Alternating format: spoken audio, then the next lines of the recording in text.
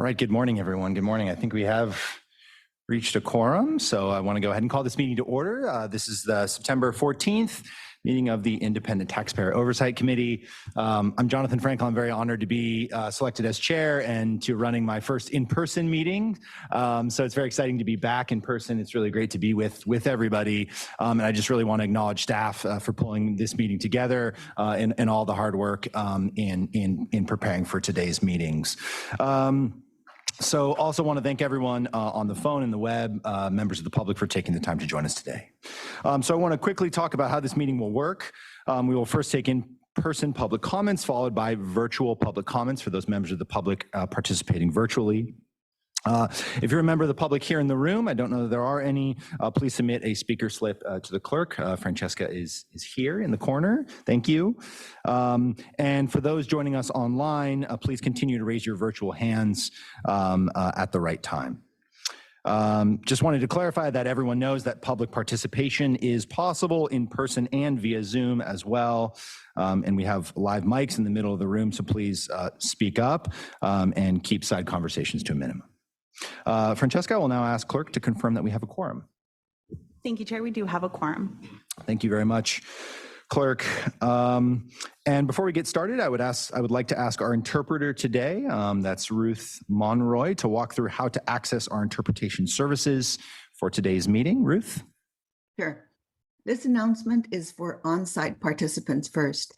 If you're joining us today in the Sandag boardroom and need interpretation into Spanish, please check out a receiver from the receptionist on the 8th floor. Simply hold the earpiece to your ear and the interpreter will come on automatically. Si se ha unido a la reunión de hoy en la sala de juntas de Sandag y necesita interpretación al español, por favor diríjase a la recepción del piso 8 y solicite un receptor. Simplemente sostenga el audífono junto a su oído y la interpretación comenzará automáticamente. And the following announcement is for remote participants, and I will repeat this message in English. Para hacer uso del servicio de interpretación, por favor desplácese a la parte inferior de la pantalla de Zoom, donde aparecen los controles. Haga clic en el icono de interpretación, que es el globo terráqueo, y seleccione Spanish, español. Si está utilizando la aplicación móvil de Zoom en celular o tableta, presione los puntos suspensivos, luego interpretation y luego el idioma. To use the interpreting feature, please scroll to the bottom of the Zoom screen where the meeting controls are located and click on the interpretation icon, the world. Then select your language. If you are joining using the Zoom mobile app on a cell phone or tablet, please press the ellipses, then interpretation, and then choose your language. Thank you. Thank you very much. So at this time, I want to ask our committee liaison to provide a quick reminder on how the public and member comments will work for today's meeting. Thank you, Chair Frankel. We will take both in-person and virtual public comments. As noted on the cover page of today's meeting agenda, in addition to emailing comments, the public may also provide live comments during today's meeting.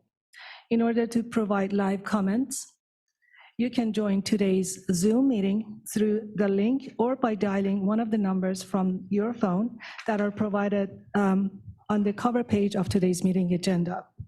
Join the meeting by clicking on the Join Webinar link provided in the confirmation email you will receive upon registering. When public comments are called for on an item on the Zoom platform, click on the Raise Hand icon in the Zoom toolbar. The chair will call on you by the name you provided. If you are participating by telephone, press *9. The chair will call on you by the last 3 digits of your telephone number. The instructions for providing live comments are also on the bottom of the cover page of today's meeting agenda, which can be accessed from the homepage of Sandag's website at www.sandag.org. All comments, whether emailed or live, will be made a part of today's meeting record. Thank you. Thank you so much. Okay, I think that completes our preliminary items. So we're going to go ahead and get started with our agenda item. We'll move to item number 1, which is our public comments and communications and member comments. This is the opportunity for members of the public to address the committee on an item not on today's agenda. So at this time, We're going to ask any members of the public if there are any comments on this item. Please raise your hand at this time. I don't see any hands from the public, Chair. Thank you, Clerk. Seeing none, are there any member comments on this item, non-agenda item? Okay, seeing none, thank you. We'll move on to item number 2, which is our agency report from Mr. Dujan. Welcome. Thank you. Good morning, committee members, and welcome to our new chair and vice chair. I hope you had a great summer, especially hopefully you stayed cool the last couple of weeks. It's good to see after the break from our meetings last month. Now, we did not take a month off from work at Sandag, and we continued full speed ahead. So please be patient with me today. I do have 2 months of information to share. So as I'm sure you saw in the news, the Air Resources Board has certified the 2021 regional plan and confirmed it is compliant with state and federal guidelines so that hundreds of millions of dollars can continue to flow to our region to help fund important projects such as the Youth Opportunity Pass, the Los Angeles Rail Realignment, the Otay Mesa East Port of Entry, and more. Immediately following the board's action in December, staff began work to evaluate what it would take to replace the regional road usage charge in the next regional plan while still meeting all applicable federal and state laws, including state greenhouse gas targets and CEQA. We are moving forward to continue working with the board on this update, and as requested by our board leadership, we'll be agendizing an item for September 23rd board meeting to discuss what options there are to expedite this work. Last Friday, Sandag received $300 million for the Los Angeles Rail Realignment project near Del Mar. We want to reinstate how thankful we are to Pro Tem Atkins and those who partnered with us to secure this funding in the state budget. On August 22nd, we achieved a major milestone for another one of our priority projects. Sandag and Caltrans broke ground on the Otay Mesa East Port of Entry project. We're joined by officials who have been instrumental to this project, such as Lieutenant Governor Elaine Kounalakis, Baja California Governor Marina del Pilar Aviar, California State Transportation Secretary Toxa Mashakin, Chair Blakespeare, Vice Chair Gloria, Tijuana Mayor Montserrat Caballero, Supervisor Nora Vargas, and other representatives from the US and Mexico. The groundbreaking ceremony had excellent media coverage from local and national publications like Politico in the United States and national news, Mexican news outlets like Forbes Mexico. On August 31st, Sandag and Caltrans staff welcomed US Senator Alex Padilla for a tour of the SR-11 Otay Mesa East Port of Entry project. In many ways, the Otay Mesa Port of Entry is an excellent example of how the US and Mexico are working together to deepen our long-standing relationship. Sandag and Caltrans staff are finalizing our revenue sharing agreement with our Mexican partners to bolster our financial commitment on both sides of the border and plan to bring it forward for board consideration in October. The draft revenue sharing agreement was circulated to the board of directors after the Friday meeting. The Otay Mesa Port of Entry project hinges on innovative strategies focusing on using toll revenues from State Route 11 to help finance the design and construction of the project. If the board of directors approves its execution, it will move the project closer to financing and signing event that will happen with Mexico sometime in the fall. The agreement will be between Mexico's Ministry of Infrastructure, Communications, and Transportation, or SICT, and Sandag. It will outline who will collect the tolls, how tolls will be set, and the distribution of the revenues. In other news, on Sunday, October 9th, Sandag will host a one-day family-friendly community fair at Ruaco Park, highlight the projects and programs we are delivering throughout the San Diego region and the community partnerships that make it all possible. The event will also highlight Sandag's request for innovative concepts and provide the 3 finalists an opportunity to unveil their ideas publicly and actively receive input from community members. It will be an excellent opportunity for the community to learn what Sandag is and interact with us. Hopefully you can all join us. During October, Sandag is also participating in Rideshare Week 2022 from October 3rd through October 9th. We encourage individuals to take the pledge to participate by sharing their ride through alternative modes of transportation, including carpooling, vanpooling, biking, walking, or riding public transit. Work on the airport connection to the Central Mobility Hub continues. We recently reconvened the Central Mobility Hub Community Roundtable with a small group of stakeholders representing different community planning groups to update them on the project's downtown focus. And last week, we held a virtual public meeting to educate and answer questions from the public on the Central Mobility Hub project. We are bringing the board a comprehensive update in October and will continue bringing you updates. Building off our success with the grand opening of the Mid-Coast Corridor project last November, Sandag was also working on a pilot for a new Pacific Beach shuttle or neighborhood electric vehicle to provide new clean connections to the Balboa Avenue Transit Station and for short trips within the community. This sort of pilot is something we hope to do throughout the region by partnering with your jurisdictions over the next few years. Our work on housing also continues. In August, Sandag partnered with SCAG on our second housing policy forum. We had over 250 attendees engaged in a discussion on equitable home ownership. Staff is actively working towards our third forum, which will be hosting an update on November 15th. We have also received approval from the California Housing and Community Development on our Regional Early Action Plan 2.0 early application. This means we can start to use 10% of our $43 million allocation to start on outreach and education to develop our housing program for the region. Staff also kicked off a regional anti-displacement strategy and early implementation action of the 2021 regional plan. Staff will bring this and other Rrip-funded housing initiative updates to the board as they develop. This work is essential for the agency's commitment to equity and holding ourselves accountable that projects we build and support are not negatively impacting communities by our actions or inactions. The data science team launched the agency's first open data portal this past Tuesday. Currently, the data portal has data from the United Nations Sustainable Development Goals. These 17 goals were adopted by all United Nations member states and relate to the aspects of sustainable development, including poverty reduction, quality infrastructure, and environmental protection. Each goal provides benchmarks so that progress can be measured and policy impacts can be compared across nations, regions, and cities. In the upcoming months, the open data portal will replace Data Surfer, which has housed our estimate and forecast data for the region and will also be home to public safety data, big data sets, GIS data sets, and other portals. Lastly, Sandag recently updated its language assistance plan. This document outlines the measures Sandag will take to assist people with limited English proficiency. This work ties directly to Sandag's commitment to equity and our core value that advancements of equity and inclusion is embedded in everything we do. Some real late-breaking news for our finance team is that I'm going to have to leave you shortly as Sandag's finance department won the Alexander Hamilton Award for Treasury and Risk, a national organization for our investment reporting, an innovation that we co-developed with one of our vendors, ICD.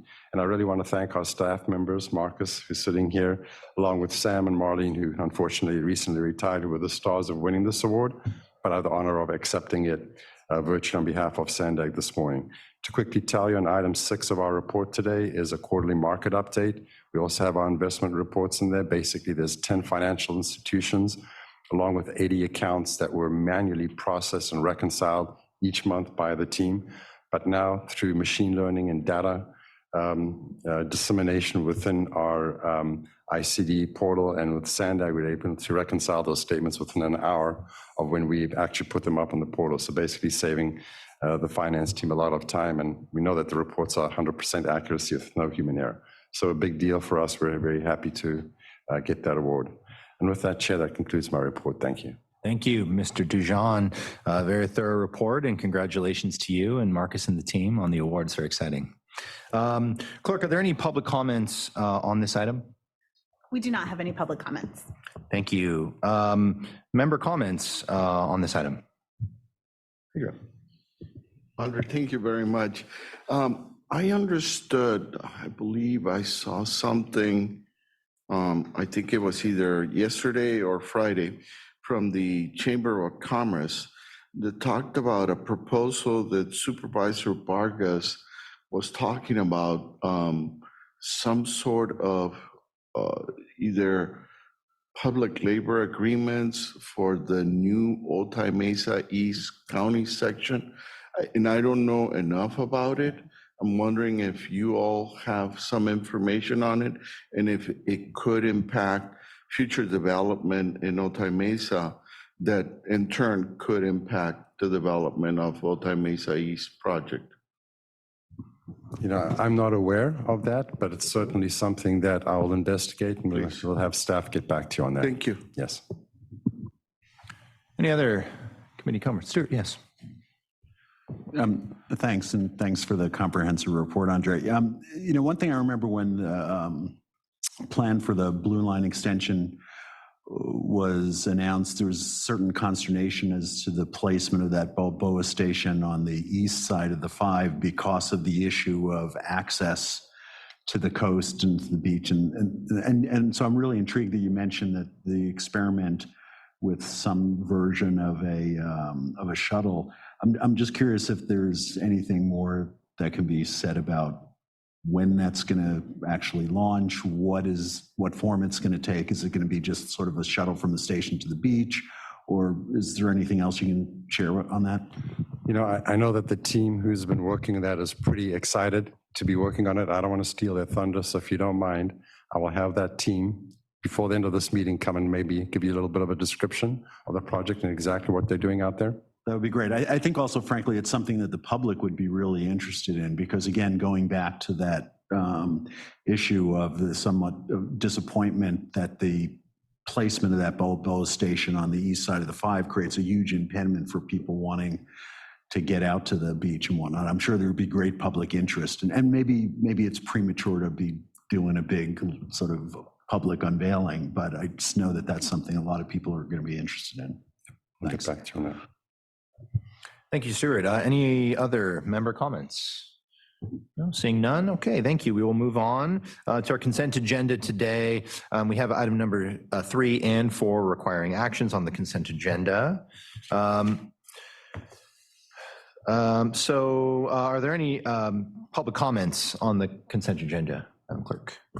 I do not see any hands from the public. Thank you.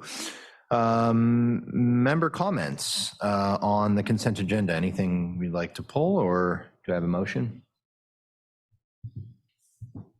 I'd move to approve. Thank you. I'll second.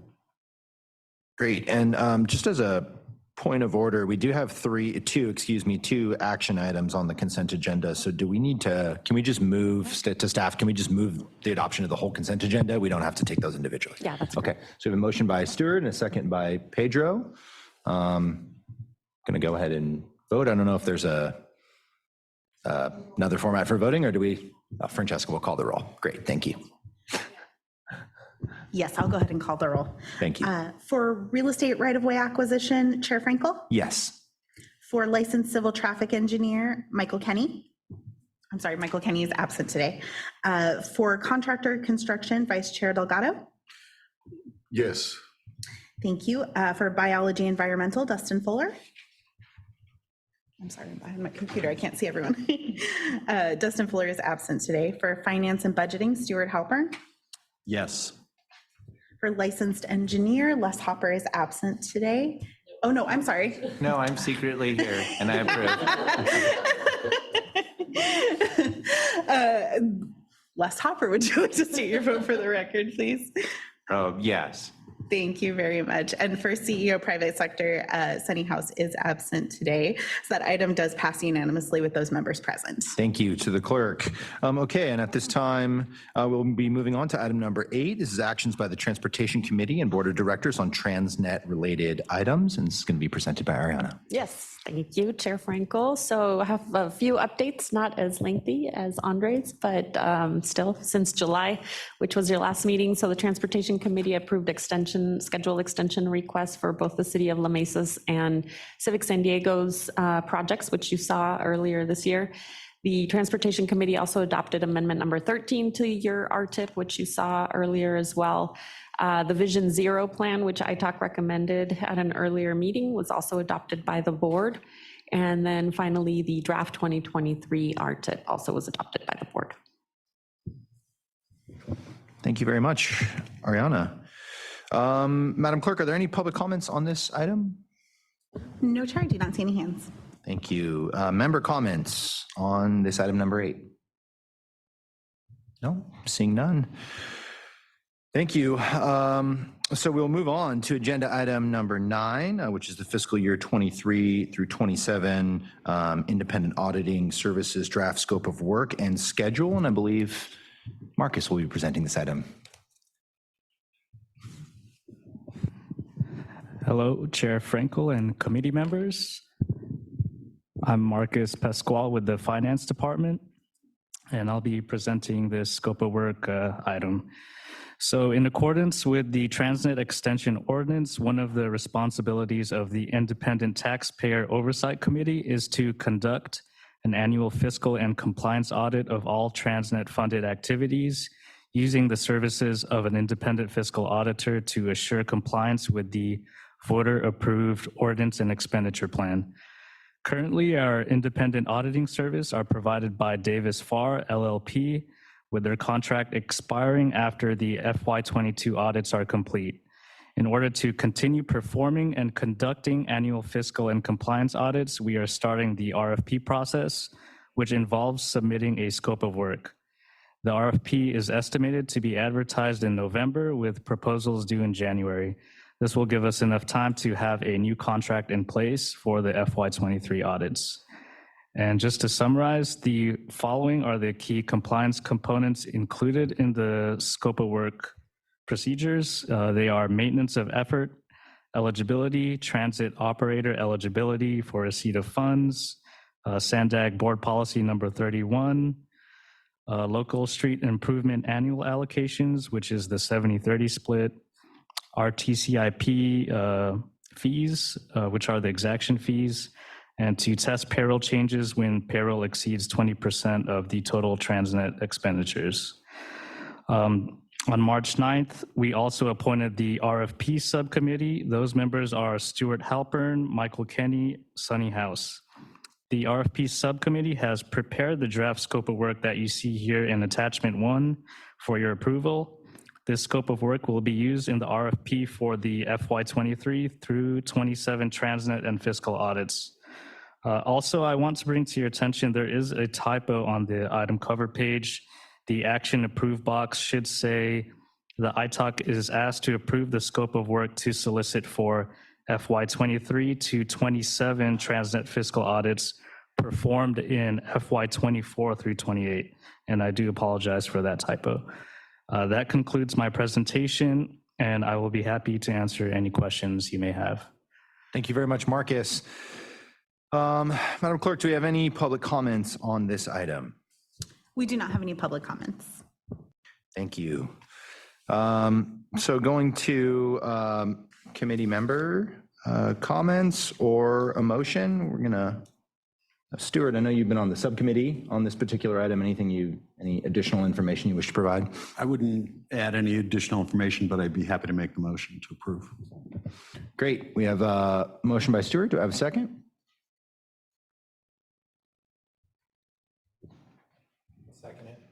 Okay, we have a motion by Mr. Halpern and a second by Mr. Hopper. Any further discussion on the motion? No, seeing none. Clerk, please call the roll.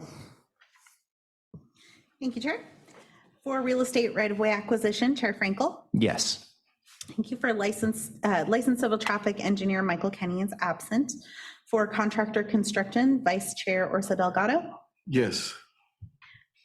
For biology environmental, Dustin Fuller is absent. For finance and budgeting, Stuart Halpern. Yes. For licensed engineer, Les Hopper. Yes. And for CEO private sector, Sunny House is absent. That item does pass unanimously with those members present.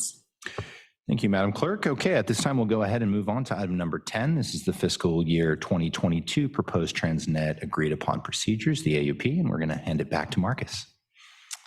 Yep. Hello again. I'll be presenting this item along with Jennifer Farr at Davis Farr LLP for our proposed agreed upon procedures for the FY22 TransNet fiscal and compliance audits. So at the May 11th, 2022 ITOC meeting, we appointed the members of the audit subcommittee. Those members are Stuart Halpern, Pedro Orso, Michael Kenny, and Tracy Drager as a non-voting member. Subsequent to appointing those members, the members worked with our independent auditor, Davis Farr LLP, on any changes and recommendations to the prior year AUP. So at this point, I will now turn it over to Jennifer Farr, who is a partner at Davis Farr LLP, and will talk us through the major changes from prior year procedures. Good morning, Chair and committee members. As mentioned, we are in the planning stages for the fiscal year 2022 agreed upon procedures for the 24 agencies that receive TransNet funding. We are seeking your approval today for the procedures at this meeting. The proposed approach for fiscal year 2022 is similar to the prior years with a few changes, and I wanted to go over those changes with you. First, all of the dates and the reports have changed to reflect the additional new fiscal year that we would be looking at. Secondly, we have removed the MOE re-indexing procedures, as those procedures are only performed every 3 years in line with the re-indexing year. On the cities and counties procedures, we are recommending a change to the RTCIP exaction fees to obtain evidence that the fees not expended within 7 years are programmed in the Rtip. For the ITOC procedures, we added a step this year to ensure the administrative expenditures did not exceed $250,000, which is adjusted for inflation. And lastly, for the Sandag procedures, we modified the procedure related to the total administrative cost to now ensure that those costs do not exceed 2%. In the prior year, that threshold was 1%. And our procedures related to those administrative costs include testing 25% of all non-payroll expenditures, and also selecting and testing a sample of payroll expenditures, and for the purposes of determining whether or not those administrative costs are necessary to administer the TransNet program. We had some discussions with the ITOC Audit Subcommittee during the year about additional reporting of how the administrative expenditures were spent, but ultimately decided that that information would be better provided by the Sandag staff in a separate presentation. I will now turn it back over to Marcus for the next steps and some additional information. Thank you, Jennifer. I will now be going over the next steps. Upon approval of the FY22 TransNet agreed upon procedures, the audit firm Davis Farr LLP will begin the review of all local agencies that receive TransNet funding. So before moving on, I also want to point out a recommendation made by the Audit Subcommittee. With the increase of the TransNet administration allocation going from 1% to 2% in FY22, the subcommittee requested a reporting on whether the additional 1% was spent on what was agreed upon. Just for reference, these uses of additional funding were outlined at the March 17th, 2021 ITOC meeting. We have let the subcommittee know that staff will be happy to provide that report. As for the timing of this report and when it will be presented, staff will try its best to present the report at the October ITOC meeting. However, whether this date can be met or not will depend on the timing of Sandag staff completing its routine annual revenue close procedures. I will keep the audit subcommittee updated on whether we can update that meeting date, but if not, we will move it to a later date, which will most likely be in November. That concludes my presentation, and I can answer any questions if needed. Thank you very much, Marcus. Madam Clerk, any public comments on this item? Thank you, Chair. We do not have any public comments on this item. Thank you. So we'll bring it back to committee members. Do you have a motion or any other discussion about the AAP? Pedro. I have a question, Marcus. Do you have maybe a general idea of how many agencies you believe will be audited? Jennifer, do you know the number off the top of your head? Yes, it's 24 agencies. Okay, thank you. Thank you. Les. Yeah, just one clarification. I know that we have a subcommittee that's been involved in this, but I was just curious if you could further discuss or clarify the exaction process you mentioned, the change for the cities and the county and the 7-year stipulation. I didn't quite understand that. Marcus or Yes. Jennifer, do you want to take this? Yes, let me take this one. With the exaction fee, the requirement is that those funds are spent within 7 years. However, in some cases, the agencies are not able to spend the exaction fees that are collected from the development projects within 7 years. And so this year we were looking at how do we get more information about when those fees are going to be spent, or what happens at the end of 7 years when those fees have not been spent. And so after doing some research with the Sandag team, we found that the requirement is that those fees have to be part of the Rtip, and they have to be programmed in the Rtip at the end of the 7 years, which ultimately would mean that they would be spent on an allowable Rtip program. So we're just adding an additional step to make sure that if it hasn't been spent within 7 years, it is properly programmed in the Rtip, and so those funds will ultimately be spent in the future. Any other questions from committee members for either Jennifer or Marcus? No? Okay, seeing none. Do I have a motion on this item? I think didn't I already make the motion? But in any case, I'm Sorry. happy to make the motion. Perhaps. I'll second that. Okay. I made it too early. We have the motion again from Stuart and a second by Pedro. Any final discussion? No, seeing none. Clerk, please call the roll. Thank you. For real estate right-of-way acquisition, Chair Frankel. Yes. Licensed civil traffic engineer is absent. For contractor construction, Vice Chair Delgado. Yes. Biology environmental is absent. For finance and budgeting, Stuart Halpern. Yes. For licensed engineer, Les Hopper. Yes. And CEO private sector is absent today. That motion does pass unanimously with those members present. Thank you very much. At this time, we'll move on to item number 11, which is the final 2023 Rtip, including the air quality conformity determination. And I believe Mr. Radcliffe is going to be presenting this item. Yes, thank you, Chair, and good morning, ITALC members. I'm here today with the proposed final 2023 Regional Transportation Improvement Program, or Rtip. And included in my report is a presentation which will provide a high-level overview of the program and how it relates to the Sandag Regional Plan and the Sandag Program budget. This should be helpful to our newer ITALC members, but will be more of a refresher for others. The Rtip is a list of transportation projects from the Sandag Regional Plan or the local TransNet program of projects. These projects have committed funding, and in the case of the 2023 Rtip, the funding is committed in fiscal years 2023 through 2027.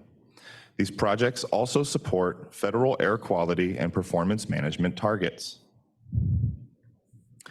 This slide here provides a graphical representation of the relationship between the Sandag Regional Plan, the Sandag Capital Budget, and the 2023 Rtip. The 2021 Regional Plan is the long-term plan, which looks forward over a period of 20-plus years. It's updated every 4 years, provides very general project listings, and shows the total project cost. The fiscal year 2023 Sandag Capital Budget looks forward at the next 10 years, is updated annually, and shows detailed scope and schedule information for each project, as well as the funding by year and phase of expenditure. Funds committed in the Sandag budget are programmed in the Rtip by type, year, and phase to make those funds accessible for Sandag projects. The 2023 Rtip is the short-term planning document that implements the projects in the regional plan. Sandag must submit an updated Rtip every 2 years, or funds will no longer be available.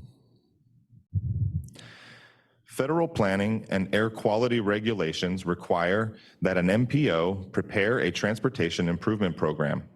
This program demonstrates that funds are committed to projects and is a necessary step in authorizing those funds. State law requires that the program is updated every 2 years. And since many state fund types contain a federal component, state funds are also programmed in the Rtip. The TransNet ordinance also requires that all TransNet dollars be programmed in the Rtip. Again, this is a necessary step to access those funds. Therefore, Sandag, Caltrans, and all local agencies, including the tribes, program projects in the Rtip. There are several federal requirements for the Rtip. First, the Rtip must be consistent with the approved regional plan. Second, the funding must be committed and the program must be fiscally constrained, meaning that what is programmed does not exceed the revenue that is expected to be available.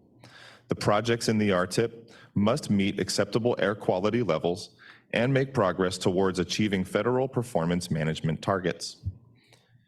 Public involvement is also a requirement of the Rtip, as well as interagency consultation and the timely implementation of transportation control measures, which include ride-sharing, transit, traffic flow, and bicycle and pedestrian measures.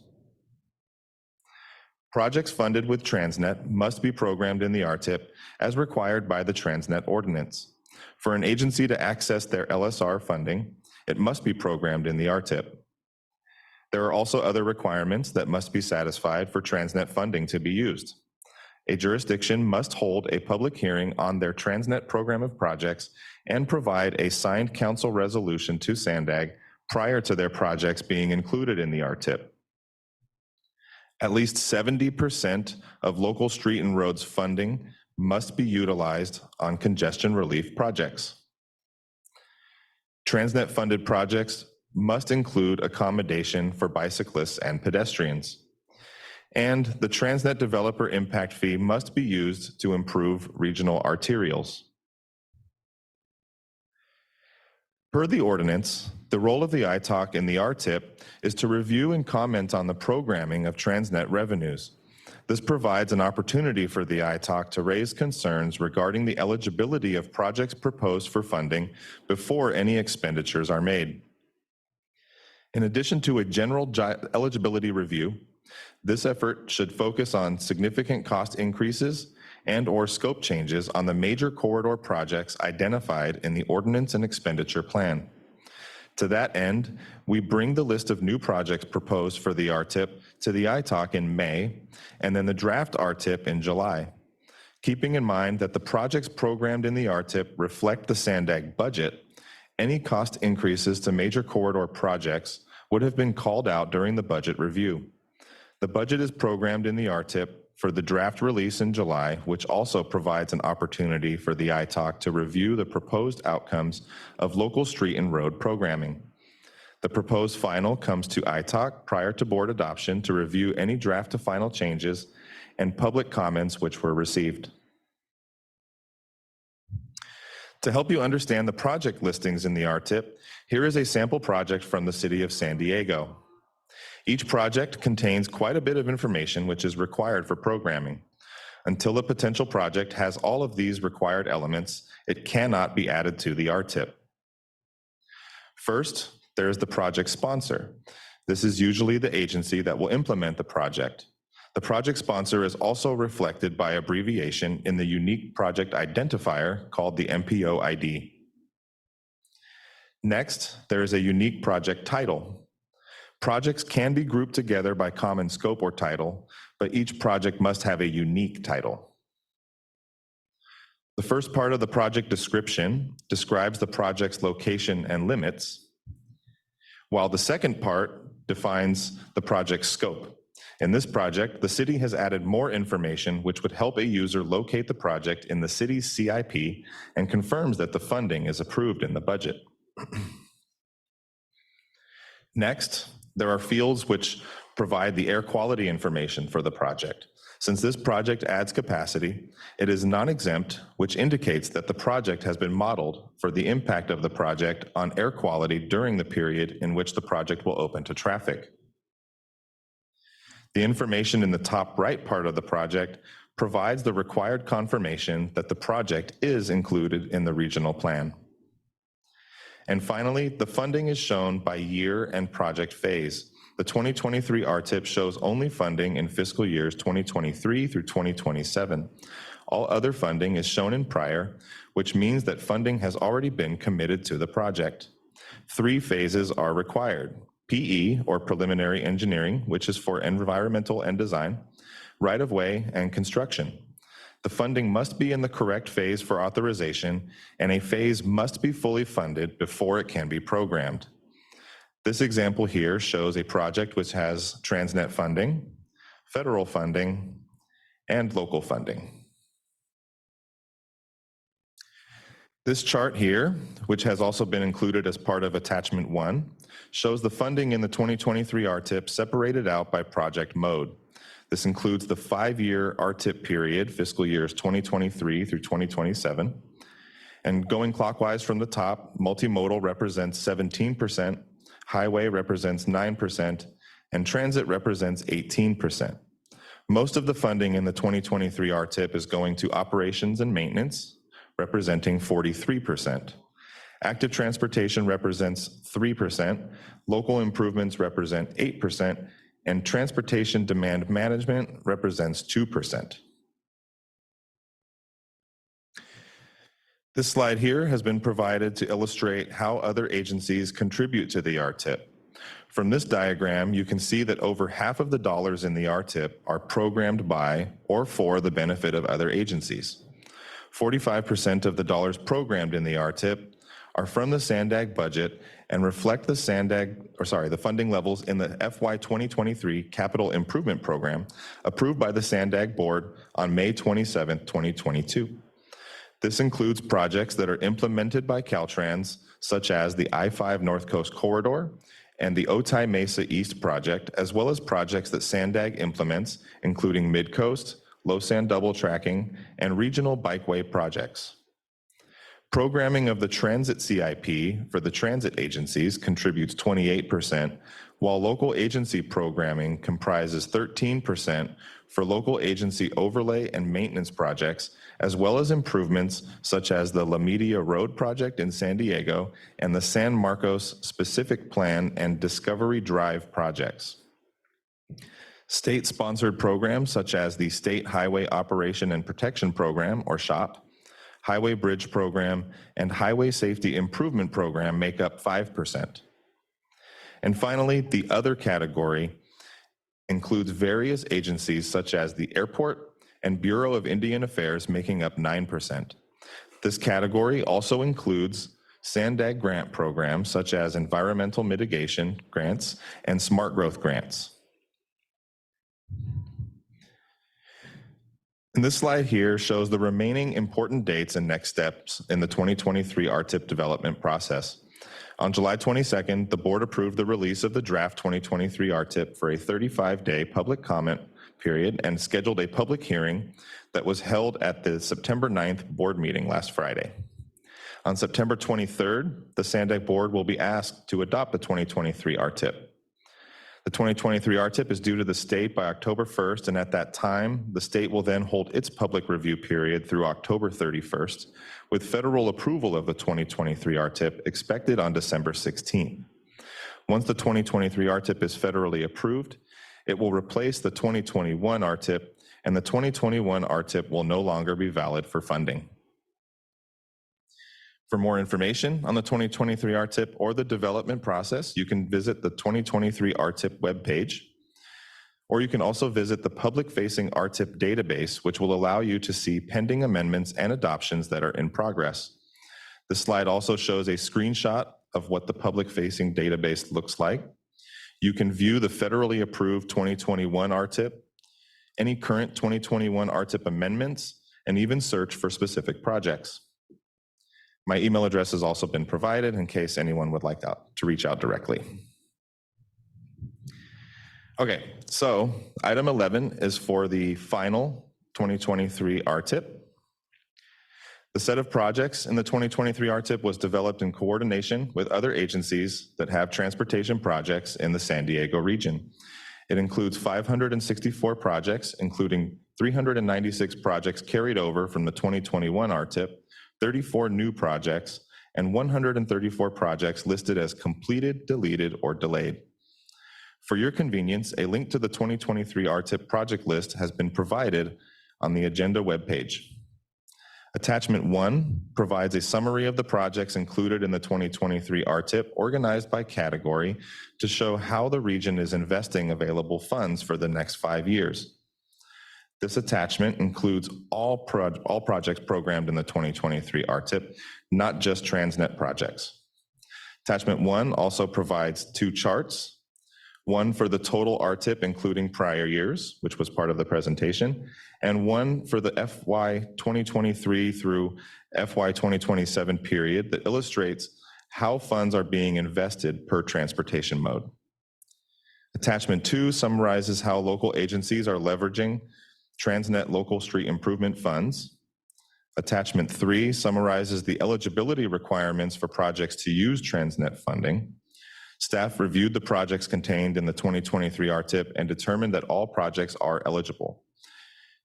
And attachment 4 details the changes that were made to projects by local agencies during the public comment period. Again, on July 22nd, the Sandag board approved the release of the draft 2023 Rtip for a public comment period that ended on August 27th. Comments received along with responses to those comments will be included in the final 2023 Rtip document in Appendix L. The final 2023 Rtip will be presented to the board on September 23rd, along with a presentation on the social equity analysis that was conducted on the 2023 Rtip. Sandag is required to submit the final 2023 Rtip to the state by October 1st, with federal approval expected on December 16th. The ITOC is asked to provide feedback on the proposed final 2023 Regional Transportation Improvement Program, focusing its review on the TransNet funded projects. And that concludes my report. I'm happy to take any questions. Thank you very much, Mr. Radcliffe. Madam Clerk, do we have any public comments on this item? No, we do not. Thank you. So turning it back to committee members, questions for Mr. Radcliffe. Pedro. Sorry if I have too many questions today. Richard, I understand, and I always get these acronyms wrong.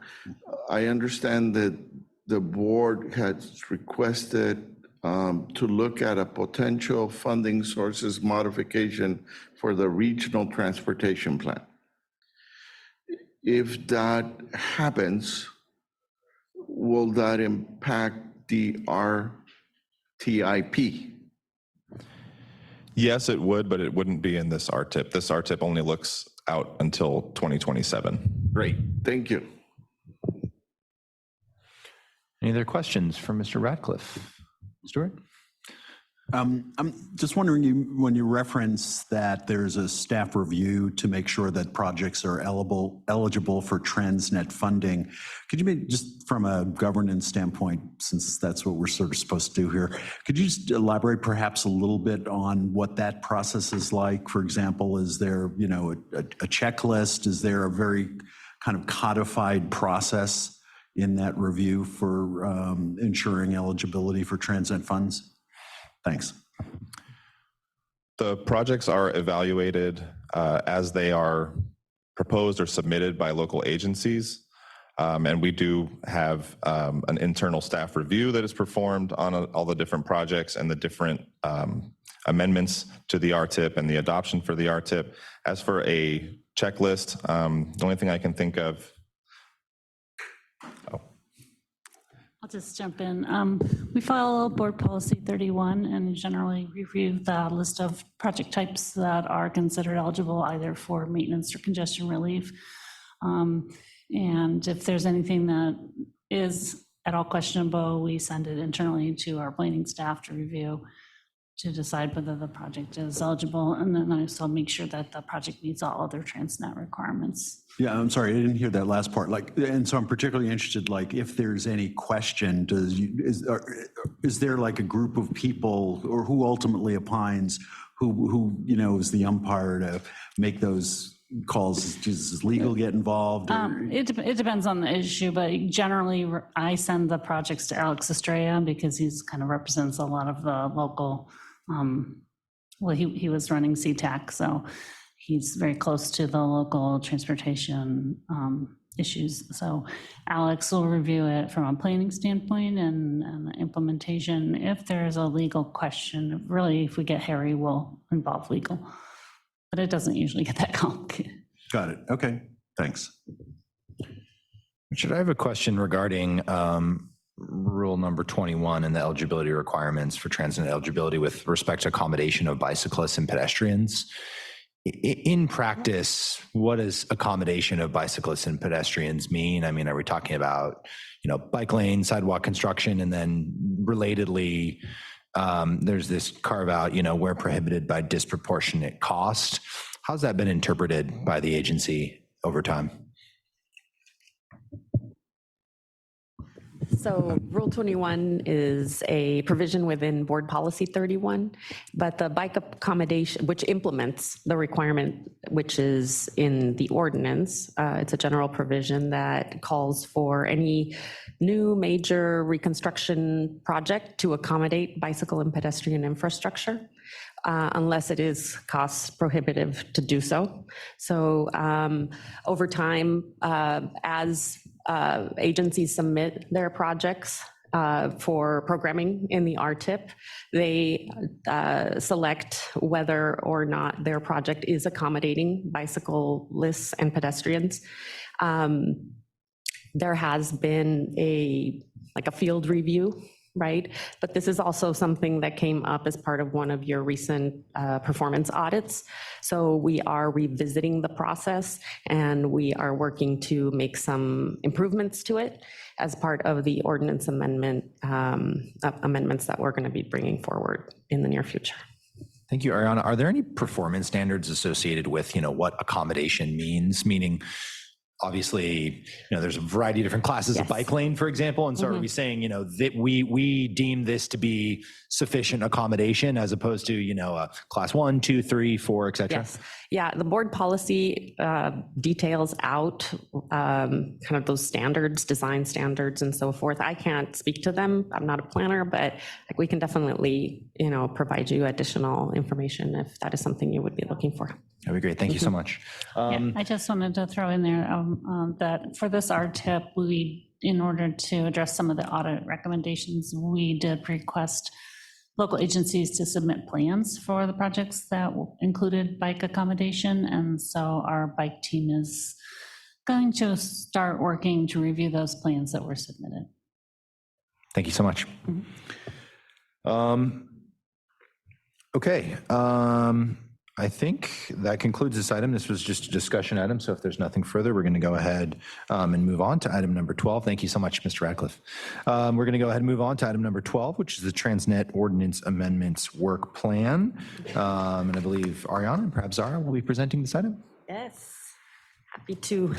Okay, so we've had some discussions about your ordinance amendments, a lot of discussions this year in particular about the ITALC membership and selection process, but also just ordinance amendments in general, right? And back in, I think, November 2021, we brought forward some draft concepts for the ordinance amendments that we're considering.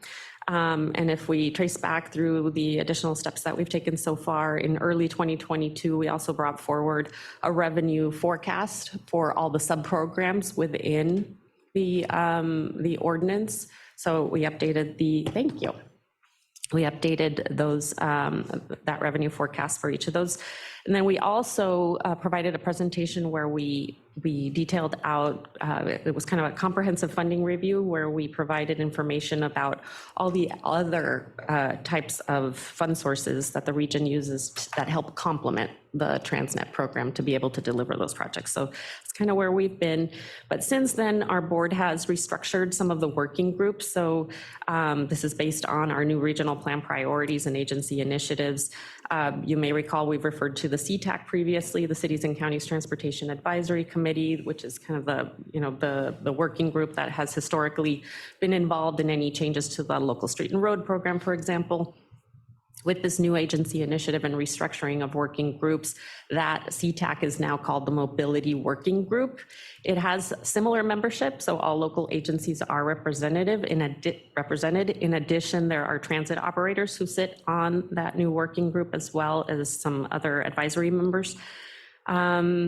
So given this working group's purview, which is to serve as a resource to carry out, cross-agency coordination, develop guidelines, promote best practices to deliver the regional plan priorities, a subcommittee of that mobility working group has been formed, and that subcommittee is going to help us develop these ordinance amendments going forward, given their expertise. So they are also going to be assisted by an outside consultant facilitator that's going to help us further develop the work plan, which we're bringing forward to you today, which is very high level, but that's included in your agenda packet, and that facilitator is going to be helping us guide discussions. So just as a reminder, flow of funds, right? We've covered the specifics at previous meetings. You've seen this, but wanted to remind everybody of the various funding pots that we're going to be revisiting in terms of ordinance amendments. Off the top, we have our set aside 2% for Sandag administration, 250,000 up to 250,000 plus CPI adjustments for ITOC, 2% for bike ped. Then after the net annual revenues, we have percentages going to major corridor, environmental mitigation, local street and road transit, and so forth. And then these are basically the overall categories, the areas that we would be focusing on in terms of the ordinance amendments. We've mentioned it previously, but the amendments are stemming from three main sources, which are your triennial performance audits, the regional plan priorities, and the board's 10-year comprehensive program review. So this inventory is what we'll be working on. And for the subcommittee in particular, they will be tasked with reviewing the local street and road program, the grant programs, the bike ped, transit, performance reporting, DIG-1s, also known as digital communications and social equity, given, again, their purview. And we have included additional information in your attachments to your report on these. And then I just wanted to, again, highlight, some of the, you'll probably recall this chart from when we brought forward the updated revenue forecast for the TransNet program. And I just wanted to kind of highlight the key takeaways from those conversations when we brought this forward. Number one being that, while the total amount, if you look at column G on the bottom right-hand corner, shows that across all programs, there's 6.4 billion remaining through 2048, right, for all sub-programs. Other funds to the region are available to the region, help complement the TransNet program, as I mentioned previously. So we also heard as part of those conversations, right, that continued collaboration with all our partners is imperative, and that includes you and all the other stakeholders, and that's going to be critical to maximizing the leveraging opportunities for the region and bringing in the much needed resources as well. And then there was also acknowledgement as part of those conversations that TransNet is meant to support and not fully fund delivery of all these projects and programs. So that's another important key takeaway. Oops, did I push twice? No, there we go. And then just to highlight the timeline for the project. So we're going to begin development or further refinement rather of the work plan as we onboard the consultant facilitator. We've already established the subcommittee of the mobility working group, so they are anticipated to begin meeting next month.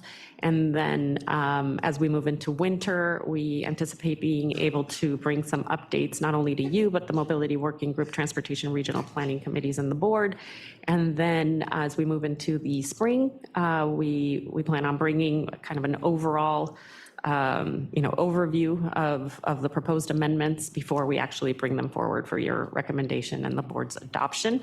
Along the way, I would anticipate that the ITOC might, have an opportunity also to hold maybe a special meeting or two, really, roll up your sleeves and help us out with the proposed amendments. So that's kind of what it's looking like at this point. So more information to come, but we wanted to give you kind of a high level update. Thank you so much, Ariana. Appreciate that. Okay, Madam Clerk, are there any public comments on this item? We do not have any public comments. Thank you. So we'll bring it back to committee members. Committee members' questions or comments for Ariana? Stuart? Yeah, I was just curious, has that subcommittee been formed already? If they've been meeting or not yet? It's been formed, they haven't met yet. Got it. Yes. Okay, thanks. Yep. And it does have sub-regional representation, so we aim to get somebody, from both small, large cities, North County Coastal, North County Inland, East County, South County, City of San Diego, transit operators as well. Thank you. Other committee member comments, questions for Ariana? Ariana, I just had one question, and this is item 4 on the draft concepts list, which is the bike ped and neighborhood safety program. There's a consideration of increasing the off the top 2% funding. Is there any notion of that would go from 2 to something else, or do we have any idea what the kind of order of magnitude in terms of the increases at this point? I had heard 2%, but, there have been conversations about, the funding constraints, of course, and then of course, other funding that the region receives, which again helps complement the TransNet program. So at the end of the day, that's why the board had asked us to come back with kind of an update on, okay, the revenue forecasts, and then what other funding does the region receive to get a full picture. But at this point, no, I don't have an update on that. Okay, thank you. Okay, this was just a discussion item, so we'll go ahead and move on to item number 13, another discussion item regarding ITalk meetings, enhanced communication practices. I'll turn it back to Ariana and Zara. Yep. So this item really has to do with some recommendations coming out of not only your performance audits, but also the plan of excellence, which some of you might be familiar with. So, but it's really an opportunity just to take a preliminary look. So this is the first time that we're bringing this forward. We do anticipate coming back in the next couple of months based on your feedback. Your performance audits have highlighted that, we've made a lot of communication improvements, but there's still opportunities to better summarize information that we bring to you and to the public. Again, the plan of excellence discussed, among other improvements, stakeholder communication, how Sandag sometimes provide too much information, right? It's not that we don't provide enough, but we provide too much. And then how Sandag sometimes, or how rather we might be able to better ensure information is straightforward, easier to understand, and easier to digest. As you heard in the previous item, we do anticipate workload to increase as a result of the efforts for the ordinance amendments. Not just for staff, but also for ITalk, because, we are embarking on bringing forward those ordinance amendments, delving into those details with all of you. And then in addition, there's also other required activities that you will be working on this fiscal year. Your RFP for your upcoming performance audit, you'll be hiring an auditor to assist you with that. We'll also be conducting the solicitation for a couple new members on the ITalk. So given the recommendations from the audits, from other sources, we are proposing just to start the conversation with you to streamline not only the meetings, the ITalk meetings in terms of frequency and quantity, but also right-sizing the frequency, the delivery method, and the content of the reports that we bring to you on a recurring basis. The ultimate goal would be to be able to hopefully provide more useful reporting, align with agency priorities, and then provide you all more meaningful opportunities to provide input. For the most part, the options that we are considering are really just to try to put, where possible and where it makes sense, maybe where there's no action required or there's no issues to report and the ordinance doesn't require it. If we can move reports to the consent agenda, that would be very helpful. Some of the items that we bring to you really do go above and beyond what the ordinance requires. If that is useful to you, we are more than happy to keep doing that, right? But if it's something that you are willing to consider and think would make your job easier, then we're all for supporting you and making those changes. So again, preliminary look, we're planning on coming back next month just to continue the conversation. So the first one here has to do with the ITALC meetings themselves. As you know, you meet every month. You're dark in August, you're dark in December. We've laid out a few options for you. This is not, an exhaustive list, obviously, but just to get the conversation started. We did do some peer agency comparisons, and for the most part, other talks meet quarterly. Your ordinance and your bylaws require that you meet at least quarterly. So, a couple options that I'll just highlight. So you could reduce, first of all, you could make no change. For example, this year, where we know there's going to be a lot of, it's going to be an extra heavy lift. Maybe it doesn't make sense to make changes this year. Maybe this is something that you want to consider going forward for next. You could reduce number of meetings. October and May, those agendas tend to be a little less hectic. For example, you could consider amending frequency of meetings, maybe every other month, for example, or, quarterly, holding special meetings. Of course, you always have that option as well. So I'll stop there. And if we can get your initial input, that would be great. Thank you very much, Ariana. Madam Clerk, do we have any public comments on this item? So I'm not done. But sorry. This is just the one. So maybe We I just should wanted have to pause said here, from sorry. the beginning. Yeah, it's like a pause. I have a wanted few to- pauses throughout. Understood. So Sorry. that was premature. Sorry to the clerk. So we're going to pause here and discuss specifically the frequency of meetings Yes, and there you provide go. some feedback on that. I think that was going to be my suggestion anyway. So Ariana beat me to it. Any committee member comments? Stuart? Thanks. I applaud the spirit of where this is coming from because, we all recognize that there's a tremendous amount of staff time goes into the presentations, the meetings, et cetera. So I think I have a hard time believing no one would agree with the spirit of where this is coming from. So it's the devil's in the details kind of a thing, right? Personally, I think that if the oversight function is to have meaning, I'd be hesitant, at least at this point, to reduce the number of meetings, just because there's so much that I think reducing the number of meetings would potentially just force everything into a check the box, rubber stampish kind of mode, to put it in an extreme term.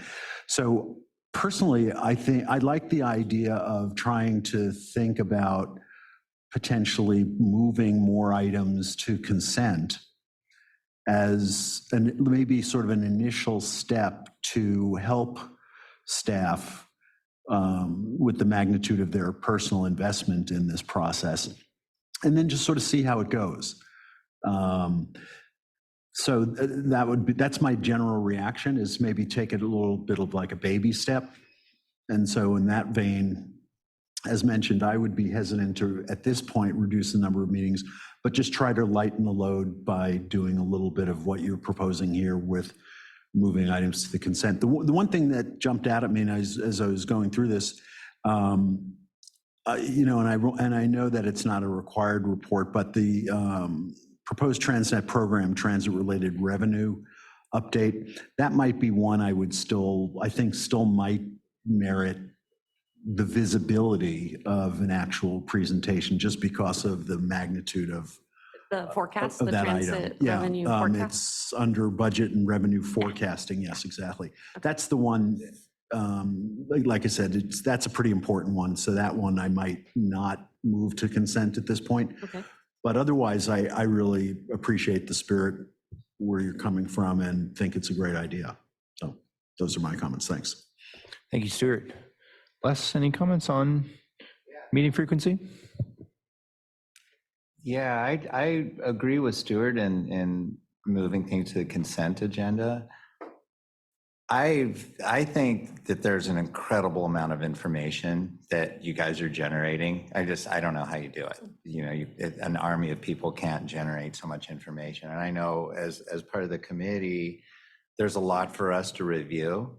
And I'd almost make a different suggestion. I like the idea of the quarterly meetings, but maybe on the off months, we have almost a briefing meeting that's not public, but it's just with the group, where we can kind of download some of this information and go through it, you know, informally, and be more prepared when the actual meetings, the actual quarterly meetings happen. I know for me, there's just an incredible amount of information to digest, you know, and often our agendas are, what, 300, 400, 600 pages long. You know, it might be nicer to be able to go through that, discuss it, and then be more prepared at the quarterly meetings. That's my idea. Thank you, Les. So Pedro, we're discussing the frequency of meetings at this point, and staff has requested some feedback.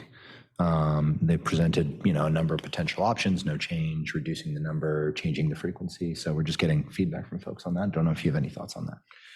The only concern that I would have, based on what I hear from Les, is that if you go to a less frequent schedule, then I think you're going to have the opposite effect of what you wanted, because they're going to want to try to bring more stuff to you and cram everything into 4 meetings instead of 12. So, I mean, just the thought. Just another thought, and this really doesn't get to frequency of meetings quite as much, but it does to just the management of the material. One thing that might be interesting to overlay is how many of these reports are things that are also delivered to the board, because one thought is to, and maybe it goes along the line with, I think the suggestion in some cases is to make things available from the data center or email or that sort of thing, is there may be certain things that could be dealt with, like, well, if you're interested in this, this is going to be presented to the board, so that, in other words, staff doesn't have to do it twice. Just as another thought, as a delivery mechanism, in effect, is to heighten the awareness of when certain reports are going to be brought to the boards or transportation committee, so that people can use that as a resource as well. Anyway, but That's Pedro, great. I think you missed my comments. I was kind of in line with what you're saying, is that if you reduce the number of meetings, then you're just cramming so much stuff in, it almost becomes more difficult to. No, and I agree with that. I think as a quick funnel type of scenario, not that I don't want to, I would like to, but maybe what's in the purview of this committee is, if it doesn't have TransNet funds, why are we seeing it? But, I mean, and that could be a simple test. Does it have it or not? If it does, then bring it over. If it doesn't, then let's not.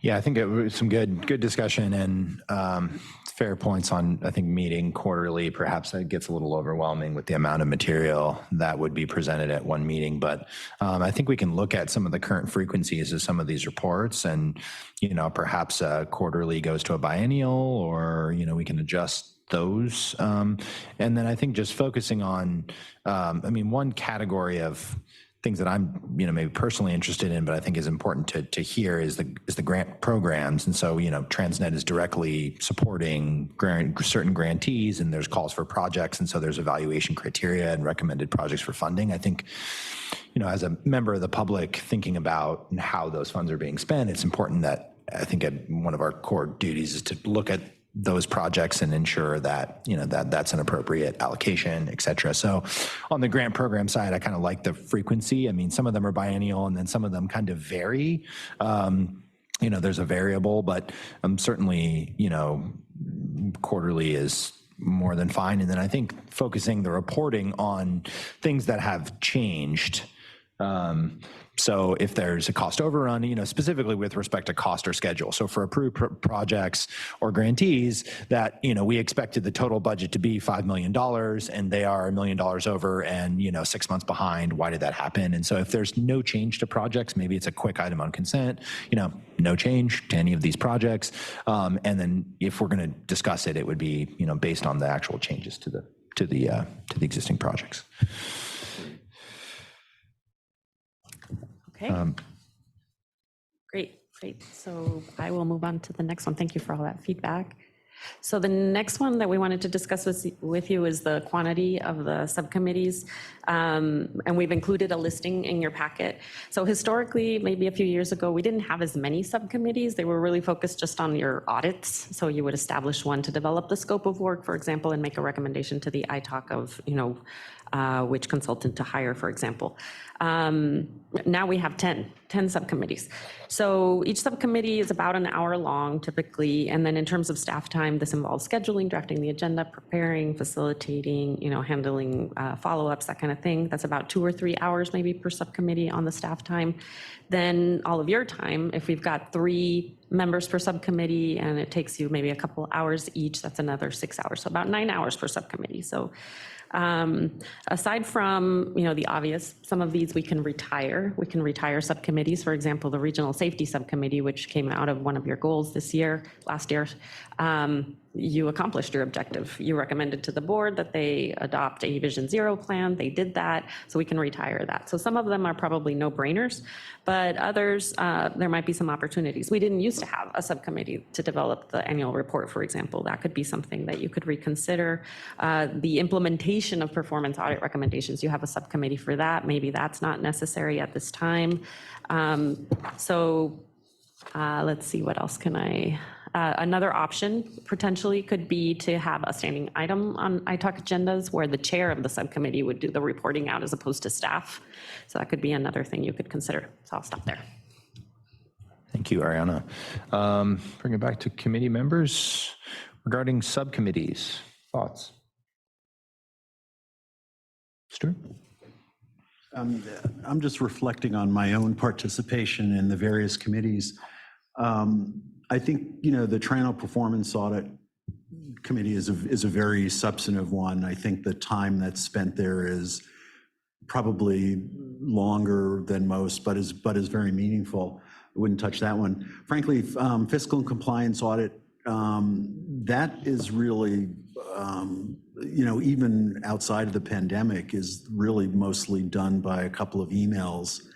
And so is not a meaningful time commitment. I think it speaks very much to the oversight function. And so I certainly would keep that, and I think that's very straightforward. State of Commute, I know, is one that's mandated by the ordinances, if I'm correct. I think that's conceptually it's important. Having served on it for years, maybe 2 years, I'm not sure if that isn't so much part of what the dialogue about the regional plan is in general, if there's a need for a separate committee on that one, personally.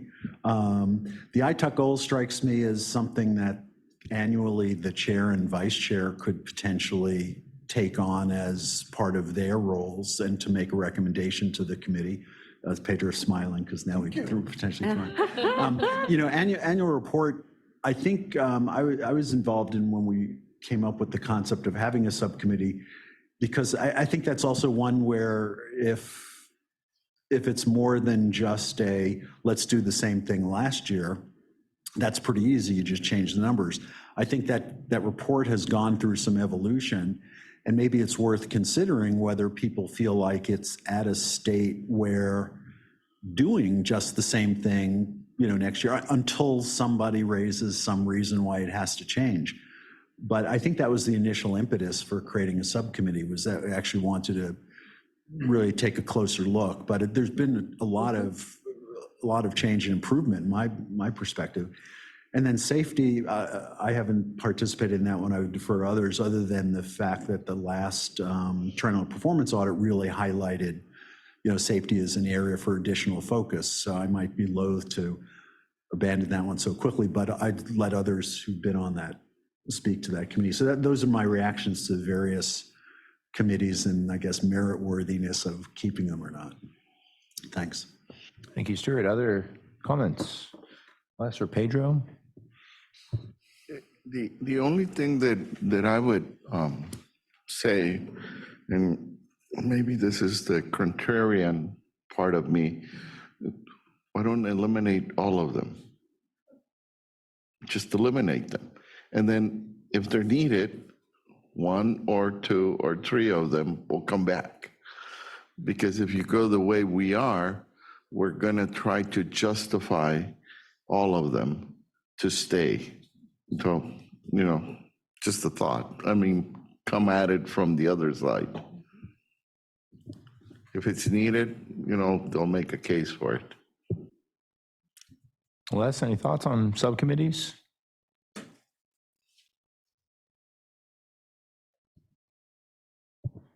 Only that I think this warrants further discussion with the bigger group when everybody's back. And I'm still of the opinion that if we could be more streamlined and have better quality and less information, that anything that we can do to minimize some of this is a good step.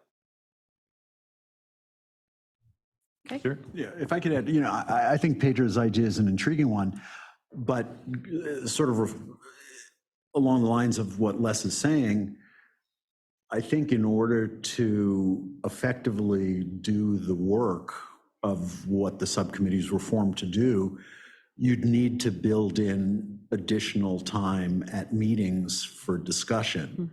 And that's why I think they were outsourced from the actual meetings, right? Because there just isn't time in some cases to get into it. So, yeah, I mean, in some respects, there's no need for a subcommittee as long as you have the time in the regular meetings to do the work. So, but I think it's an intriguing idea. So it's an agenda management question, really. Right. Yeah, I think in my mind, you know, the triennial performance audit, I think, is clearly a very core function and makes sense to me to have a subcommittee, you know, on that. With respect to goals, Stuart's idea, I think, is excellent that, you know, the chair and vice chair can set goals for the year. I don't know that there needs to be a subcommittee on that.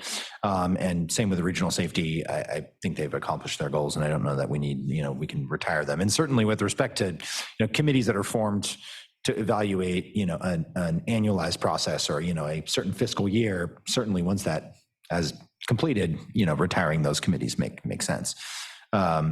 So perhaps we can bring this back to when we have a larger number of members here. I mean, all these items I think we need to discuss with the full group once we have everybody back.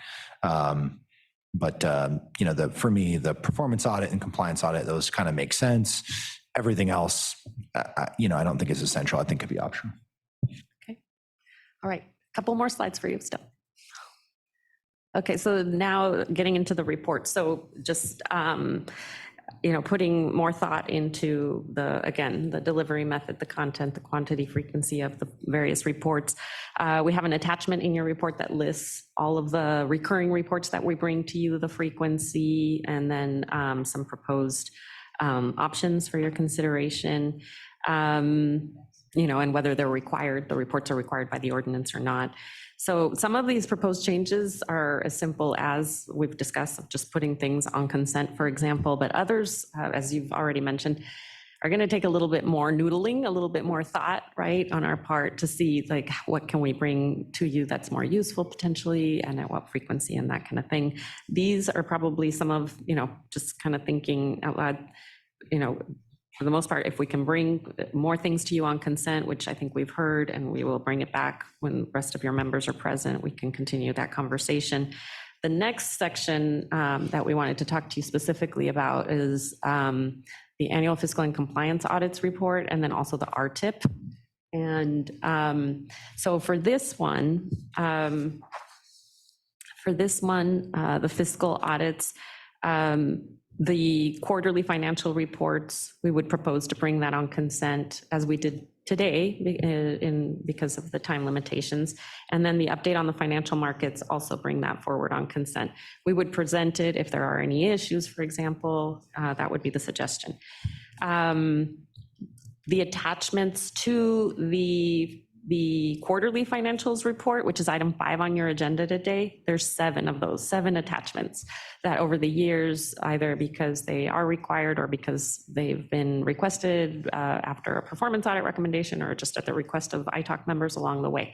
So to the extent that you want to consider revisiting those 7 attachments, there's a couple in there that I could just throw out. For example, it's attachment 5, which is the maintenance analysis. You know, the agencies are required to have no more than 30% of their annual allocation of TransNet as cash on hand. So for that one, you know, and also for attachment 6, which is the grant balances for all the grant programs. And I know you care about the grant program, so I mean, we're fine with continuing to bring those, but your performance audits and your fiscal audits have shown that both of those programs are, you know, in good shape. So that could be an opportunity for streamlining those attachments, and you probably have other ideas as well. So I'll stop there.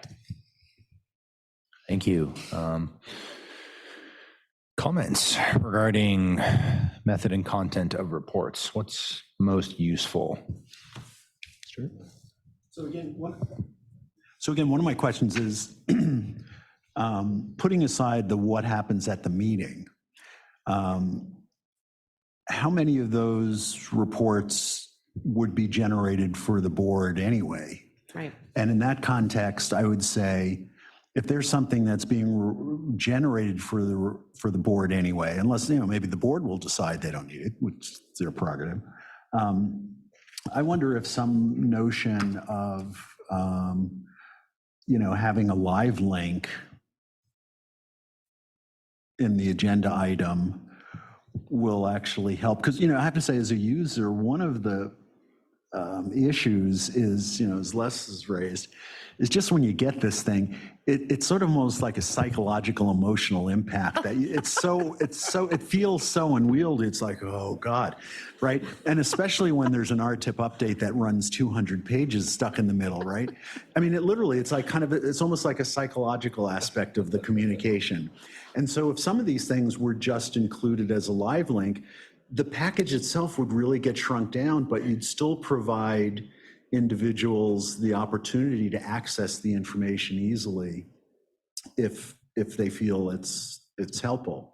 So I don't know if you're smiling because you talk about, is that Zara's suggestion as well? Zara's suggestion. Okay, well, Gold Star and Francesca's. If I could actually just make a comment on this, because I'm currently the project manager for bringing on a software for agenda management right now. Okay. So we're still in the process of getting the staff trained up to use it before we can actually implement it, but that actually is one of the things that it will do. So when you get our agenda PDFs, once we start using this program, you'll get probably 1 to 2 pages instead of 400. And each agenda item will be listed with its title, then a link to the staff report if there is one, links to the attachments, and then link to the associated PowerPoint as well. And it will all be item by item. So it'll be much clearer, hopefully, and a little more user-friendly, like you mentioned. Well, great. And then I think that by itself will make a huge difference. And I think if we had a conversation a year after implementing that, I think the conversation would be very different. The only other thing I would suggest is, I think if in considering this, if you try to take the mindset of not what do we need to do to answer every imaginable question that might be asked, but rather if the mindset is, what does a decision maker really need to know that's important for them to exercise, in our case, you know, this oversight function. In the board's case, they have, you know, other aspects to their decision making. I think the more you can think through what does a decision maker really need to know, and let's focus that information, will help screen out some of this as well. So, thanks. Thank you, Stuart. Other comments about this? Suggestions? I'm fine with quarterly, you know, financial reports on consent and financial market updates on consent. personally like following economic news, so it's interesting to me to get sometimes Andre or staff's opinion about where things are going, because their vantage point, as you know, being deeply engaged in public finances, is a unique vantage point, and so that is just insightful for me personally. But I would be totally fine placing those on consent, and if we had any questions, you know, we can obviously still ask. So there doesn't need to be, you know, the staff time in preparing for a lengthy presentation, writing remarks, you know, all of that. And yeah, I mean, attachments as hyperlinks, you know, great, and you can utilize them as needed. Okay. All right, just one more. Okay, so this one has to do with the Rtip in particular.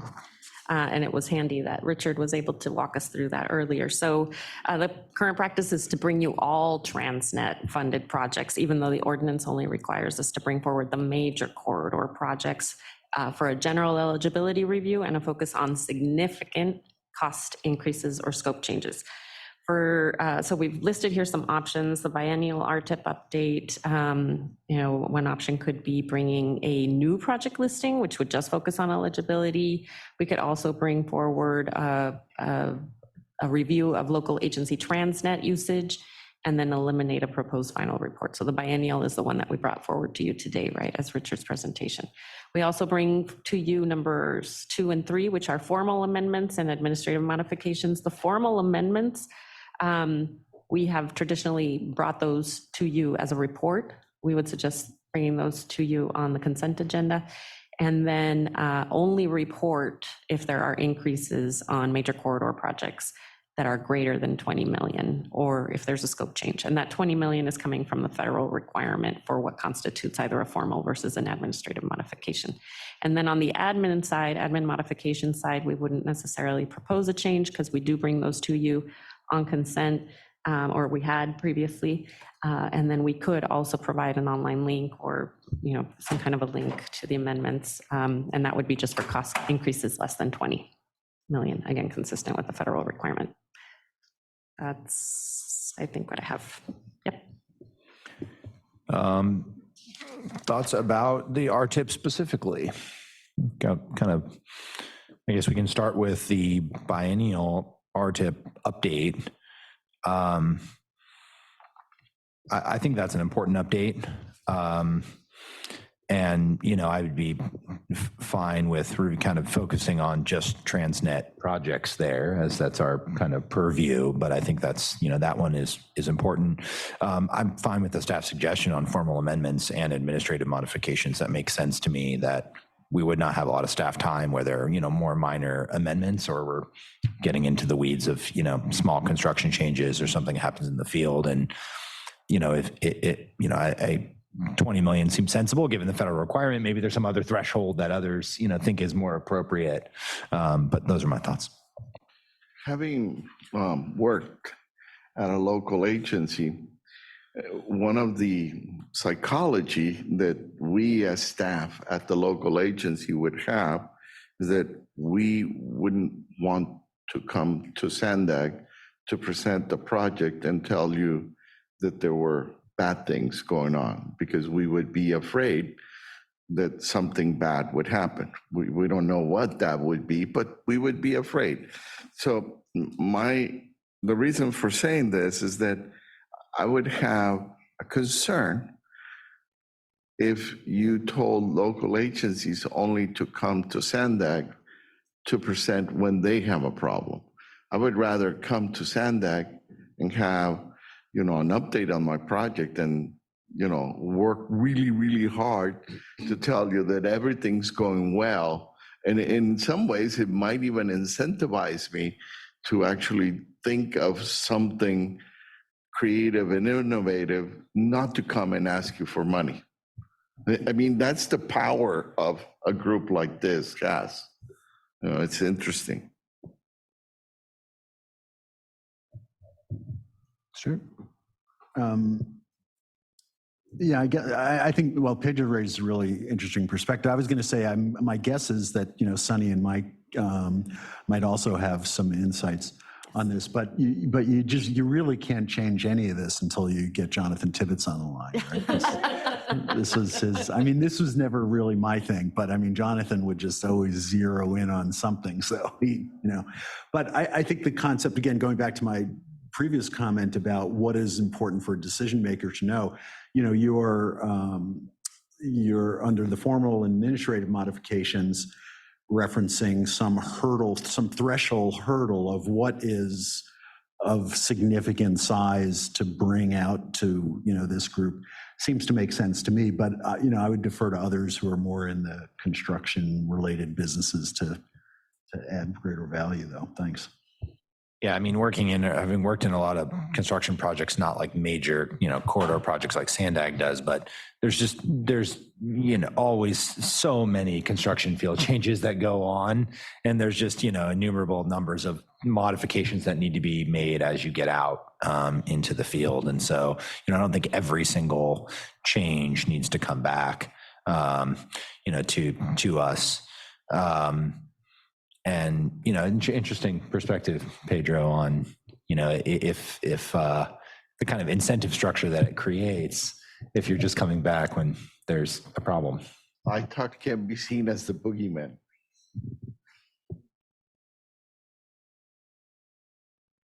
Okay. I think that's all I have. Yeah, so we're definitely coming back. Again, this was just a preliminary conversation, so we'll be seeking additional input from all of you again, as well as your colleagues. And then, whatever is decided, we could probably begin the new approach in the next few months if you would be good with that. So, thank you. Can I just ask one question? Is this a process that you're considering for the Board and Transportation Committee as well? Yeah, I think, it aligns with, it's, as I mentioned, right, even the restructuring of some of these working groups, like the CTAC, which is now the Mobility Working Group. So it is really to align with the new agency priorities, but also, streamlining or, doing more with less and, pivoting in that direction. So, yeah, it's not specific just to ITOC. Got it. Yeah. In addition, I would just say that we've been trying at the board level to put more and more things on consent.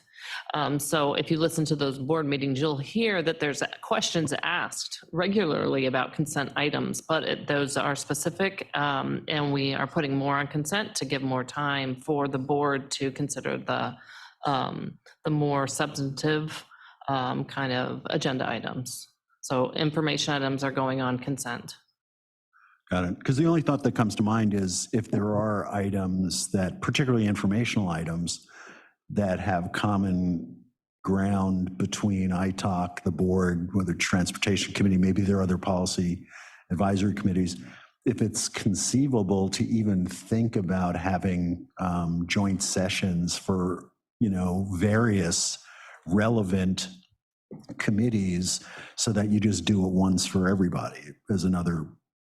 I don't know how that might work out in practice, but just, I think we've done that. I can't remember. I think it was probably related to the regional plan. I remember ITOC members sitting on the inside of the board table. Yeah, it was a packed room. And now with COVID, I don't know, but yes, definitely we'll take that into consideration. I know that would be hard to swing, but I think it certainly, everybody respects the fact that, staff is doing these presentations multiple times to multiple groups, and saving you guys time would be a really constructive thing. Having said that, I think if at the same time, if ever y'all or somebody needs to do a dry run in front of a group, I don't think that's actually the worst use of time either. If ITOC can be a place where you're doing a dry run for a board presentation, I think that's okay. Right, thank you. Thank you, Ariana. Is now, I think, would be the appropriate time to ask the clerk if there's any public comments on this item. I do not see any hands from the public. Thank you. Okay, so we'll move on to item 14, which is the ITOC goals for the fiscal year 23-24. I'll turn it over to Zara. Thank you, Chair Frankel. Good morning. In September 2021, ITOC members set several goals for FY 2022. The FY 2022 goals, as well as the progress made to date, is shown in attachment 1.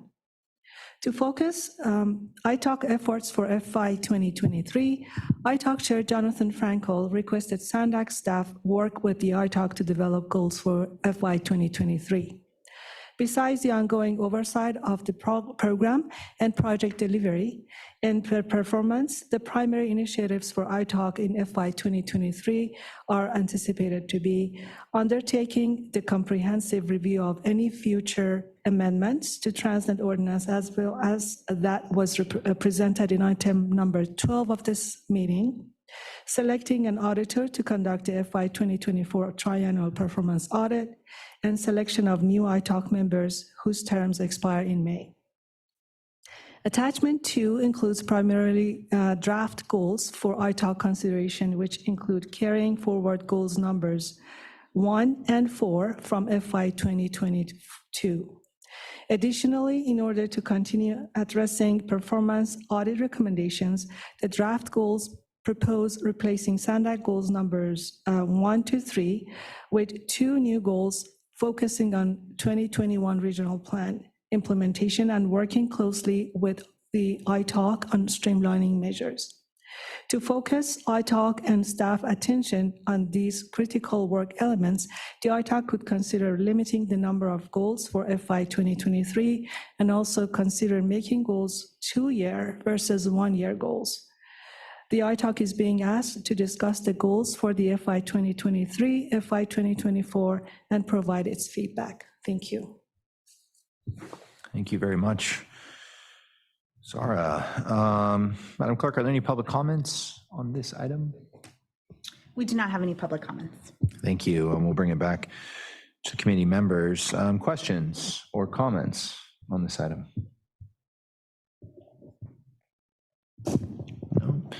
Seeing none, on attachment 2, I think just directing my fellow committee members, attachment 2 has the proposed goals for 23-24. There's, it's page 9 on the agenda packet.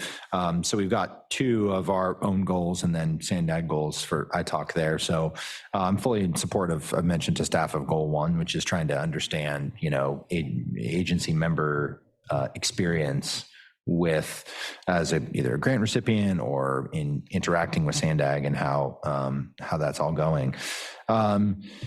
Number 2 seems a little bit, I guess, maybe a little bit vague to me. I mean, I think it's a kind of a policy statement, and it's good. There's nothing bad about it. I think given all of the ordinance amendments that we were presented earlier today as being the kind of heavy lift, my goal for this fiscal year would be really to evaluate the potential ordinance amendments, obviously specifically related to TransNet, and have an opportunity to discuss those and provide a meaningful recommendation to the board.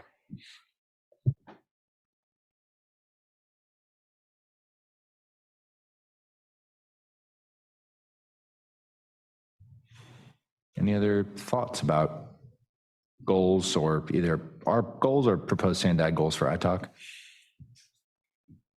I just had one comment. I think this as a concept is something that Sunny introduced, and I think is just a great idea. I'm sorry she's not here for her to take a little, bow for having initiated this.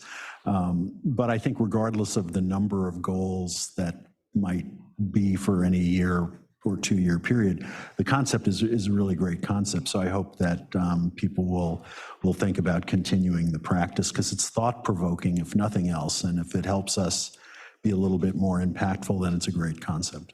Thanks. Okay. Staff, do you need any other additional feedback on this item? I know this was agenda as a discussion item, so I don't know if we bring back ultimately an action item to vote on what those goals are, in fact, kind of memorialize those with the full group. Yes, we can bring it back in October for finalizing your decision on finalized goals. Great, thank you so much, Sarah. Okay, that concludes this item, and so we're going to move on to agenda item number 15. This is proposed amendments to the ITALK bylaws, and I will be quickly presenting this item. So as committee members know, we've been working as a subcommittee to amend, propose ordinance amendments as well as amendments to the bylaws to increase the number of members involved in ITALK, specifically to recruit an individual with expertise in emerging transportation technologies as well as a transportation user. And so this item for discussion was related to the red lines that we'd made. Stuart and Sunny and I have been working on this. That's attachment 1 to the agenda related to membership, and then secondarily the selection process, how the selection committee would be comprised, and how folks would be selected in the process by which that happens. And then finally, the terms and conditions. So the additional term, how the length of term and additional term would be handled are also addressed in these amendments. So again, they're providing the attachment, and that concludes the kind of overview presentation. And if we have any questions, happy to entertain those. I guess before I do that, I'll ask the clerk, are there any public comments on this item? We do not have any public comments. Thank you. So bringing it back to the committee, I think these are, these reflect, I think this is maybe the second or third time that the board has heard about. I know the concept of it, but I think we presented the red lines specifically at a previous meeting. I'm fairly sure. I forget when that was. To ITALK, yes. Yes, to ITALK. So this is, again, so I think ultimately there will be an action item brought forth on these red lines. Okay.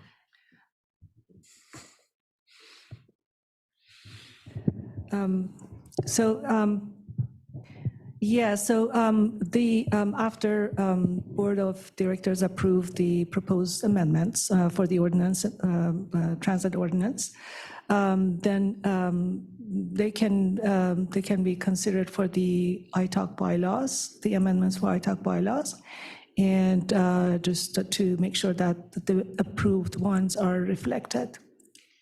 I'll just add, though, in reviewing the bylaws, your subcommittee did propose new language. So on page 3 of 8 of the bylaws, under section C2, additional term, there is some redlined language reflecting a way to streamline approval for reappointment of subcommittee members, right? So upon approval of the technical screening committee, the selection committee would be informed of such approval. So that has to do with the reappointments. That was not specifically discussed as part of your ordinance amendment proposals. So if this is something that the ITALK wants to move forward with, I think we would need to revisit your ordinance amendment and incorporate that language so that we're consistent across both documents. Okay.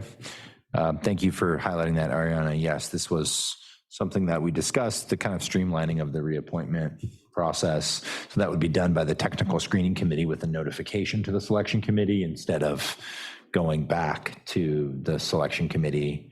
So want to obviously get feedback on that. If you think that makes sense, we could then proceed to roll that into the overall ordinance amendment package. Joe, I have a couple of questions. One, do we know when you will be presenting this to the board for their approval? Do you have a schedule? And then on your specific question, there's still going to be a group of board members that will ultimately be the ones that appoint the new members. Is that still going to be the case? Yes, that's correct. This process is related to additional terms or reappointments, not initial appointments. On the reappointments, the board members will not be involved then. So what this suggests is that the technical screening committee would be the primary reviewer, and then there'd be a notification to the selection committee, and then they would have the option of scheduling a meeting on the reappointment, but it would be at their option instead of mandatory. And is there a sunset of how many reappointments? Yes, the terms. Two terms. So, The term. Yeah, so there's the, The one term? so depending on whether the member was appointed to fill a midterm vacancy or a Right. full term, right, they can serve either Right. 8 or 10 years. So that is the sunset. Okay, thank you. I'm fine. Les? I have a non-process question, but just, I missed the July meeting, so I'm curious on the difference between the members. Now we'll have 9, but number 2 is a licensed architect, civil engineer, traffic engineer with transportation or experience or urban design. And then 5, we're eliminating the need to be licensed, but it's still a transportation person, the transportation project design or construction. So what was the thought behind that? Like, what's the difference between those two? Because you could theoretically have somebody in number 2 that's a transportation engineer, and then you could have the exact same person in number 5. Excuse me, sorry, Mr. Hopper. The interpreter is asking you to use your microphone. This is Sandag production. Apologies, she can't hear you. Okay. Do I need to start over? Okay, I'd just like some clarification between items 2 and 5 on the membership, since we're eliminating the need to be licensed engineer, but they seem to have some similarities. So I'm just curious on what the intent was there, just because I missed that conversation. Sure, Les, and I know that some of this was Sunny was leading some of these conversations, and she's obviously not here. But so, both categories 2 and 5 were already included in the kind of overall list. And so, a licensed architect, civil engineer, traffic engineer is a little narrower universe than a licensed engineer. It's obviously a slightly broader category in number 5. But I think that the idea is that there are people involved in transportation project design at a high level who are not necessarily engineers. And so there may be other planners, other individuals that are very involved in that wouldn't necessarily be a licensed engineer. So we're basically, broadening that, I think, a little bit to encompass other individuals that may be very involved.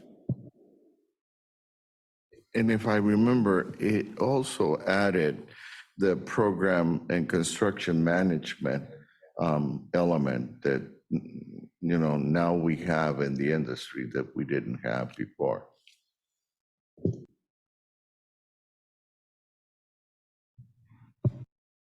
Okay, thanks. Any other questions or comments on these proposed changes? Okay. Wait, so no idea yet of when you're going to the board? So yeah, to answer your questions about the schedule. So if I talked today would like to add that additional language that has not yet been incorporated into the ordinance amendment, then we need to bring that back to you. We could do that at your October meeting if you would like. And then that way we would bring forward the ordinance amendment to the board potentially soon after that, depending on availability on their agenda, and then the bylaws subsequently. And all of these amendments, this gets bundled into the overall package of amendments, the 10 potential amendments it would include. ITALK would be one component of that. It could, yeah. I mean, that is something that's been discussed. You've also discussed bringing it forward sooner, and then those 2 new members could help in the process of the ordinance amendments, potentially. I mean, it's kind of, the timing might not work out, but yeah, we could bring it forward as one bundle still. Okay. Yeah. And a final question regarding reappointment. So in the event that there is an existing committee member that seeks reappointment, there would not be a kind of public process, meaning there would be no kind of competition for that reappointment. The individual would apply for reappointment. If this, they would be screened by the technical steering committee, and then that would kind of be the end of it, as compared to a open seat, Yes, which correct. numerous people could apply. Correct, and that's the way it is now. The reappointment is not advertised. However, it does go through the technical and the selection committees. So yeah, the only change would be that it would just be a notification to the selection committee at this point. That makes sense. Thank you. Okay. All right. That concludes this item number 15. And finally, our last item, well, penultimate item, upcoming meetings. Staff, I'd be happy to announce the upcoming meeting if that's appropriate. It is on October 12th, At 9:30? 9:30. Great. Next meeting will be Wednesday, October 12th at 9:30 a.m. Here. And with that, we're moving to item 17, which is our adjournment. And so with nothing further, this meeting is adjourned. Thank you very much, everyone. Thank you. Oh, I'm sorry. Before we adjourn, I was told that it is a very special day for Ariana. So we want to wish you a very, very happy birthday. Thank you for all you do for Talk. Happy birthday, Ariana.